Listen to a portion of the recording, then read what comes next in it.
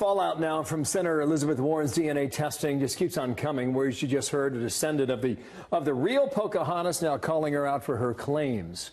Donna, Brazile, former chair of the DNC, also co-author of the new book, For Color Girls Who Have Considered Politics. Great read, great book. Congratulations. Nice to see you again. Oh, it's always a pleasure to see you. The book, and I found some notes here, and I don't believe that's my handwriting. Oh, that's my handwriting. This might be something you might want to hold on to. But Bill, look, this is very important. You know why? Because in 1991, there were only 28 women in Congress. After the Anita Hill Clarence Thomas hearings, we saw an 89% increase, and we went to 53 in the 107 Congress. 23 women are favored to win this year in 18 races where they are toss-up. 32% of the women who are running for Senate are women. 28% of the women in the House are women. 21 of the gubernatorial, 21% are women, and 32% of all statewide candidates running for office women. So we're about to talk about women, and guess what? Girls are stirring. Girl power, but that's Republican, power. That's Democrat, that's everybody. Maybe some independents in there. I'm about everybody. Color Girls is about everybody. However, what do you think Elizabeth Warren was thinking 3 weeks away from an election? Did it have to come out now? What was President Trump thinking when he called her Pocahontas? Knowing that this woman was not going to take the bait, she was going to get to the facts. Here's what I believe. Senator Warren is up for re-election in Massachusetts. She's favored to win. She wanted to put this story out, and everyone always, accuse you, well, it's not the right time. She said it, she has put it out, and now we're in the last 20 days of the election. This is your game, right? This is 20 days of the election. Call 20 days before. Howie Kurtz quote here, guys, on screen here, okay? I know Howie very well. Right on. He writes this. He says, the plain fact is that there's only so much media oxygen out there in an election that Donald Trump has clearly nationalized. When one of the name-brand Democrats steps in it, the media pile on, and that means the party's message is obscured, especially important with less than 3 weeks until the election. Has she and perhaps the Hillary Clinton interview on CBS from Sunday morning, have they obscured Did you watch the debate last night? What should be, as Democrats, the eye on the prize, which would be the House? No, absolutely not. Did you watch the debate last night with Ted Cruz and Beto O'Rourke? Live. It wasn't a conversation. This is not a conversation at the kitchen table, whether you're Tammy Baldwin running in Wisconsin, Claire McCaskill in Missouri. It is not Stacey Abrams in Georgia. It is not a kitchen table issue. Andrew Gillum down in Florida is focusing on trying to make sure the people of Tallahassee, as well as North Florida, the Panhandle, they have food, clean water.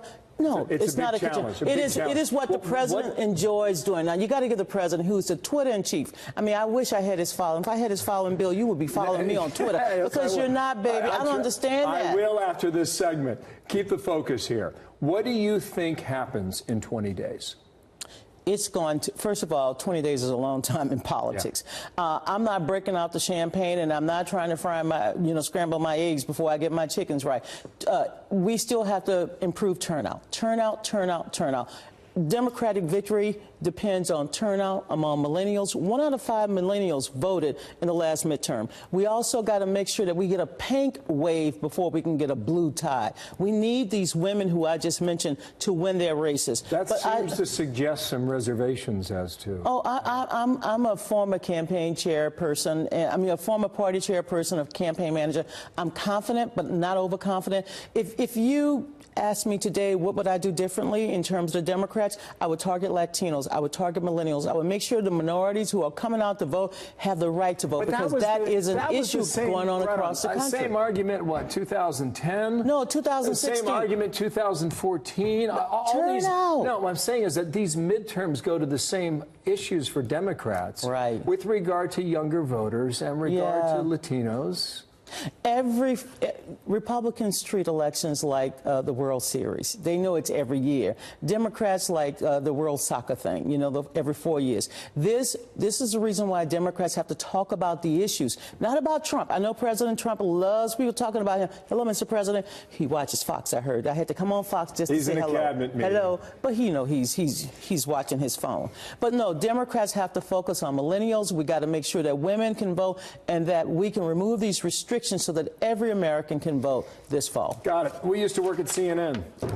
We've known each other for some time. Remember a couple of weeks ago we had a hot dog on the cone, and yes, you were eating, did. But not me. I was watching you. You were nervous. You still look good. Thank you. I appreciate that. You used to call me a biscuit. Well, here's the CNN poll that came out. Joe Biden, a commanding 33%. Yeah. Of Democrats would prefer him. I know. Would you take that? It's too early for me to find a date.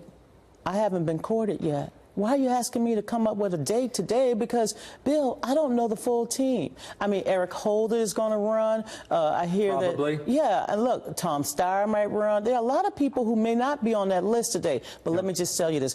Joe has always been my favorite uncle. Seriously. I like that Michael man. Bloomberg is probably running. The president had something to say about that last night with Trish Regan. Really? Just give it a listen. Oh. Hang on. Michael Bloomberg might be running. That's good. Yeah? Yeah, sure. I think it'd be easy. I think it'd be so easy. How do you think he'd do? Well, I don't think he'll get through the Democrats. In other words, he wouldn't be able to do anything in the primaries because of where the party's going? I think the Democrats will eat them up. You know, you have a lot of people running. Eat them up. Well, you know, I know, you know, the mayor, he's really a staunch supporter for climate change and gun control, you know, gun safety. I really do believe that we have to wait until Wednesday, November 7th. If you want me to come back up to New York, you know, I will stir your pots, Biscuit. And by the way, this is an affectionate term. This has nothing to do with anything else. You're good. All right. Thank you. But I really do believe we have to wait till November 7th. Here's one prediction I will make. This is going to be a long list of candidates. Kamala Harris is already assembling her team. Cory Booker. Yeah, the former Elizabeth Warren. Yeah, the former John Kerry mayor might of San run. Antonio. You know what? All the better. We have a great group of talented people, but there will be some unknown people. Barack Obama was unknown before the 2004 Democratic Convention. It is going to be a fabulous year. Donald Trump is going to have so much to say about all of these Democrats. We're coming for you, baby. More to come. In 20 days, what do you think's the next surprise? The next big surprise? What's the next surprise over the 20 days? There's no question. With the international order being what it is, we don't know if it's going to be foreign or domestic. But here's what I do know. People are passionate. They're enthusiastic, both on the Republican and Democratic side. See you real soon. Always, brother. You should work here. Oh, come on. Just a suggestion. A girl need a job.